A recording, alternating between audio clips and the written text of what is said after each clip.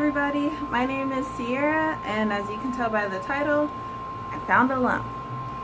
I'm going to tell you guys the whole thing, so grab some water and sit back and listen, I guess. I have some notes here that I'm going to refer to. So I wrote some questions that would help me get through the whole thing. How did you find the lump, and when did you first notice it? I found it by just feeling something in there, and I was like, hold on, what's going on? I first noticed it several months ago, and I just chalked it up to it being from either a clogged milk duct, because I breastfed my daughter for about 3 years, a little under 3 years, like between 2.5 and 3 years. So I was like, maybe the way that I stopped just caused the milk to clog up, and that could still be a possibility. I'm not totally sure yet. So I asked my husband to feel it, and he said that he could feel it too, so that's when I decided to go to the doctor and get it checked out. My emotions at that time were kind of scared, and still now it's like a little bit surreal, because I guess part of me didn't think that would happen to me, because I went vegan 5 years ago to help prevent stuff like this, because there's a history of breast cancer in my family, and I'm only 27 years old, but like, cancer doesn't care. So yeah, kind of scared, and then also at the same time optimistic that I know that I can beat whatever is going on with me. So I went to the doctor, and I'm going to read you my journal entry that I wrote down that pretty much says everything that you need to know. I went for my ultrasound today, since I decided to go get the lump in my boob checked on July 2nd. And I wrote this July 20th at 4:23 p.m. I could go on a rant about the American healthcare system. How am I paying hundreds of dollars every month for health insurance for Nala and I still have to pay $115 to $125 per appointment with a doctor to pretty much cop a feel on my boob, then tell me to go get blood work and an ultrasound. Oh wait, our phlebotomist and ultrasound tech are out due to COVID-19 exposure. That's not my fault. I told them I shouldn't have had to pay $115 again when they knew I was going to the appointment for help with my left breast concerns. I also didn't get the Well Women's exam done since I was on my period last time. I need to find a new doctor. This place is unprofessional, and I had to ask on multiple occasions for my lab results, and I finally learned from the front desk today that my white blood cell count was abnormal/low. You mean to tell me you've had the abnormal results for 3 weeks and didn't contact me about them, and didn't ensure the doctor would be present to share them with me on my appointment today? So I had an initial appointment where the doctor felt my boob and was like, I don't feel anything, but we'll get you some blood work, and then we'll get you our ultrasound tech in a couple weeks. So I went to get my blood work done. That was the first appointment. The second one was when I had the ultrasound on this day that I'm reading this. The ultrasound lady came off as unprofessional too. I also had an unprofessional encounter with the person who calls your name and brings you back. She was like, ooh, my nails look good as hell, right girl? And I was just like, I just don't feel like you would have spoken to me that way if I weren't a black woman. And it was already like kind of a tense moment. I don't know if that was just her personality, or if she was trying to like help me calm down, which I was already calm, or I don't know. It wasn't the right time. The ultrasound lady came off as unprofessional too. She didn't give me instruction on where to put my bag or where to sit, didn't warm the gel, didn't wipe off the gel, didn't leave the room for me to change, and made comments on holes in my breast. But when I asked the question, she said she wasn't allowed to tell me anything. Like, don't bring it up if you're not gonna let me know what's going on. Somebody that I know tried to help me by telling me to try not to be stressed, but that person was not helpful because I said it could be, but stress is a factor that can lead to disease sometimes too. And they said if you want it to be a disease, then it can be a disease. What the bleep? I like journaling because you can write all your feelings. That person made me feel like it's 100% my fault for letting stress impact my body in this way. Overall, it just wasn't something helpful or needed in that very traumatic moment. Now I find my thoughts are split. One side is telling me I'm a fraud. What kind of natural vegan health coach is getting checked for what could potentially be breast cancer? What kind of personal trainer doesn't exercise consistently anymore to reduce stress? What kind of person posts on their social media immune boosting supplements and vegan recipes only to find out they have a low white blood cell count? White blood cells are what's meant to fight infection, sickness, illness, disease, etc. Nal is creeping in the shot. Okay. My guess is my body is trying to fight something off, leading to reduced immunity. The other side of my brain says you can't deny that you've made many strides towards leading a healthy lifestyle. You've done research, you're conscious about toxins in many common products, and you usually stay away from them. I don't even use regular deodorant. I use lime juice or crystal deodorant. So I don't use like aluminum. There's nothing clogging like my pores right there. But oh well, who knows? Without all you've done for yourself, these health issues could have come up sooner. Maybe all the preventative measures could have helped ward all this off a few years. I can look at this as an opportunity to share my story of healing with the world and inspire them to keep going. After I receive my results, I think I'll find a naturopath to help with treatment or go to Usha Village for healing. Usha Village is Dr. Sebi's village, and if you don't know Dr. Sebi, look him up. I've started looking up ways to increase my white blood cell count naturally already. Some of those ways that I found were to increase my zinc, exercise daily, eat more fruits and vegetables, rest, try burdock root, relieve stress.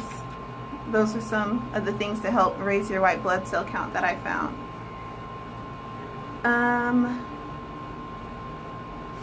I'm excited about this new journey toward optimal health. I'm highly considering going alkaline and will definitely cut back on processed faux meats, soy, and other processed foods. I'll be focusing on whole food plant-based meals. So an update on that. Today is day 6 of being alkaline, so tomorrow we'll make a full week of being an alkaline vegan, following Dr. Sebi's nutritional food list, his nutritional guide. The only thing that I haven't been following is with the limes. I haven't found key limes yet. Is this a good angle? I don't know. I haven't found key limes yet, so I've just been using the regular limes. But other than that, everything that I've been eating is on that list. Let's see.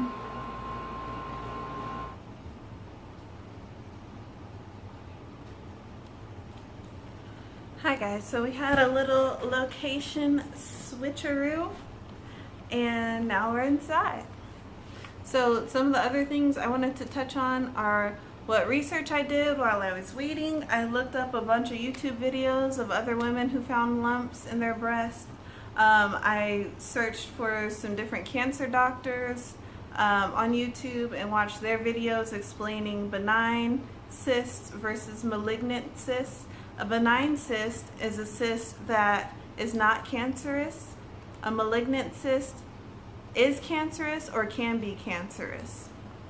The only way to find out for sure if a cyst is cancerous or not is to get a biopsy done. And a biopsy is when they insert a needle into the cyst, and it's like a hollow needle, and then they extract a sample of the cyst, and they're able to test that to see if it's cancer or not. In my research, I found one person who is into iridology and like alternative medicine, and they mentioned that biopsies can be even more harmful So I didn't get that done. But let me go ahead and tell you guys what the outcome of my results was. And this is what the doctor said. I wrote it down. Where is it? Okay. She said I have one large, complicated, or complex cyst and multiple small simpleton cysts. And she said that I should get an ultrasound in 6 months. And she said that my white blood cells were only 0.4 of a point low. So she said I might have been fighting some kind of infection at that time and I could be fine now, but they don't know. They don't know anything. So I was like, so what treatment options are there for me? Because I know from the research that I've done that the simpleton cysts are usually not breast cancer. The complex cysts can be malignant or can be cancerous. And she said, well, does it hurt? I was like, usually no, but sometimes it does. She was like, well, you can actually stop drinking coffee, like don't drink any caffeine. And some women have said that helps with the pain. I don't drink coffee. The only caffeine I have is a lavender matcha tea latte with coconut milk on the very rare occasion. So like that didn't help me at all. So that upset me because it's like, you mean to tell me, and this is normal. This is normal from the videos that I've seen. It's pretty much like, okay, we found the cyst, we'll wait 6 months and see if it gets bigger. Like that might be okay for all the small ones, but for the big one that might or might not be cancer, that's not good enough for me. I could be sitting here with cancer and you're telling me that my treatment is to stop drinking coffee that I already don't drink and wait 6 months to see if it gets bigger? Not good enough for me. So, so my thoughts on treatment. This is what I'm doing. This is an update. I've been alkaline for six days so far, and I think I just told you guys that in the last clip. But yeah, today is day 6. I'm not super excited about it because it's not like that fun at all. And maybe I just haven't tried fun enough recipes yet, but I'm just like, is this it? I like my burgers and stuff. Which leads me to another thing. I mentioned I've been vegan for five and a half years now. And I was kind of, I don't want to say I was hesitant to talk about this because there's this perception that once you're vegan, all vegans are totally healthy, nothing bad can happen to you, you can't get sick. But that's not true. Like, vegans can get sick just like anyone else can get sick.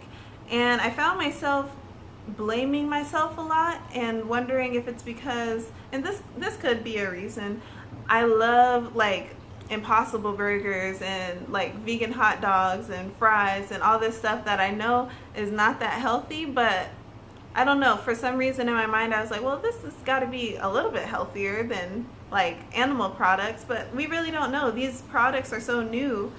I don't know how much research has been conducted on their long-term effects. And I definitely in the past have been a junk food vegan. Like the healthy food that I post on my Instagram and stuff every now and then, that might be the only healthy thing that I've eaten that whole week sometimes. It just depends.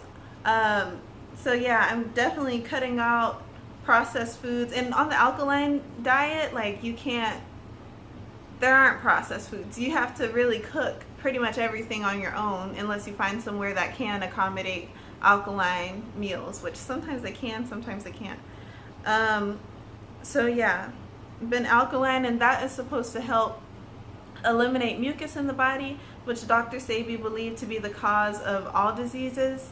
So we'll see in 6 months what happens. My goal is that in 6 months we'll see that the size of the cysts have gone down. Either they're eliminated or they shrank a lot. That's what my hope is in 6 months when I go to a different clinic to get the ultrasound done. Let's see.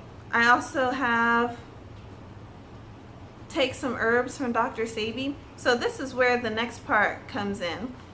So I'm also going to be working with my naturopath. She just left me a voicemail yesterday. It's the same naturopath that helped heal my skin. And my skin's still not perfect, but it's a lot better than it has been in the past. I still have some scarring, and that's my fault because I ended the treatment too soon last time because I fell on some financial hard times and I wasn't able to keep going to see her. But my naturopath reached back out and let me know that she does do virtual visits. So even though she's in Dallas, I'm in Las Vegas, we're going to be working together and getting this stuff eliminated and getting me back healthy. And I know that she can do it because she helped me with my cystic acne. If I can insert a picture, I will. It was so bad and it was painful. That was a terrible time. Maybe I'll get into that on another video. But my skin is still clear as far as like breakouts go. I can count the amount of breakouts I have. It's like 1 right there. And that's just from using some of the same techniques that she taught me 5 years ago. So I'm going to be working with her, and she works with fibrocystic breasts too. So I think it's going to be really helpful working with her. And let's see. If you guys want more information about naturopaths and alternative medicine, let me know in the comments or give this video a like. Ooh, I'm a real YouTuber now. Oh my gosh. And I'll make a video about like the cost and like finding one and all that stuff. Next, let's see. I want to make sure I get everything. I bought a dry brush. I'll show you guys. Here it is. So I bought this dry brush from Natural Grocers. Dry brushing is supposed to help with your lymphatic system and getting all the drainage moving. And I'll do a whole video on this too. But you basically do small, little, very light touches around your whole body. There's 2 different ways that I've heard about it. You can brush everything towards your heart. That's what I've heard. But I've also heard people like actually look at the lymphatic system's map and bring all of the drainage towards the lymph nodes or the watershed. I'm still learning about that, so if you guys have tips, let me know. Going alkaline, today's day 6 of that. And better posture at work. So I work from home, and usually I'm just like sitting on the couch typing like this, which isn't as good for my body, and that can close stuff off. So better posture, looser clothes. I did a good job today. I'm wearing a loose t-shirt and some loose shorts too. Exercise. So I mentioned in my journal reading, I am a certified personal trainer, and since the pandemic started, my exercise routine has really been trash. Like routine where I don't know. Before the pandemic started, I was exercising 5 days a week easily. If I dropped down into 4 or even 3 days a week, I did not feel like I was myself at that time, you know? So my goal now, to make it an attainable goal that I won't get down on myself on if I don't reach, or if I so it won't mess with my mental health and stuff. My goal is to work out at least 3 days a week. And so far I've been doing well on that for the last 2 weeks or so. I've been working out 3 days a week. The next one is reducing stress. Meditation can be helpful with that. So reducing stress, you can do that with meditation. I like to meditate. And I've also been doing healing affirmations just to get like my brain in on it too, that I'm healing. I was doing a video on it, listening to a video every morning while I brush my teeth, but now I just tell myself I'm strong and I'm healing and I'm healthy while I'm brushing my teeth over and over again, and that helps a lot. Sleeping. So my sleep schedule has been trash, honey.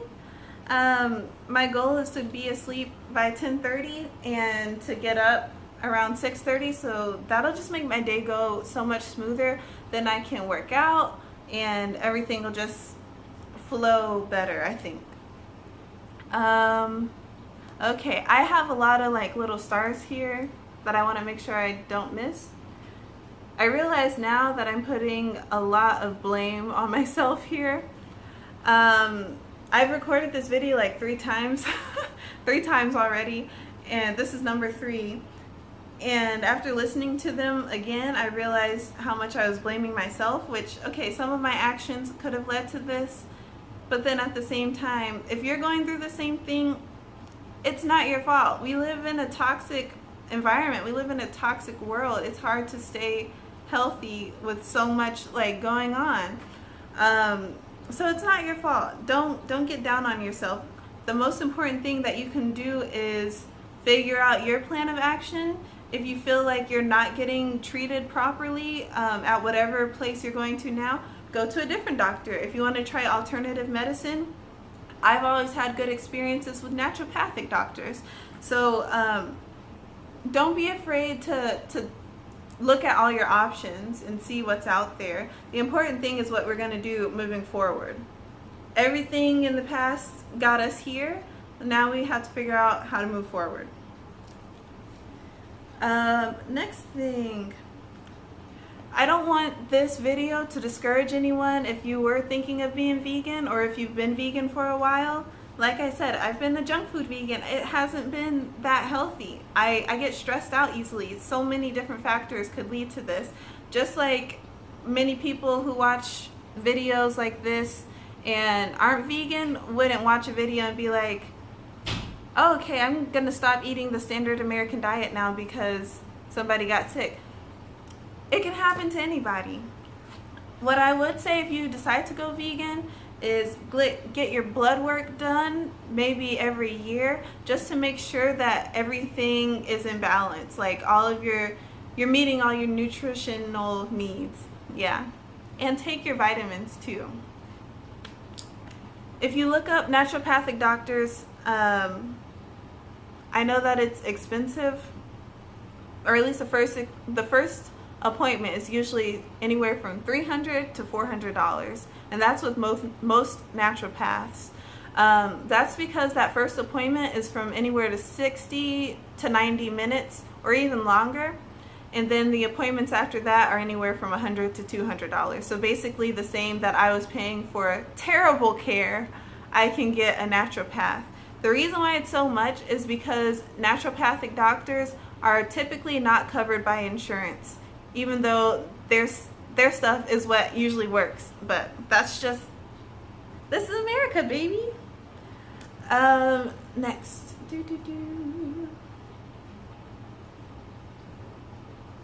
Okay, so I think I talked about everything that I want to talk about.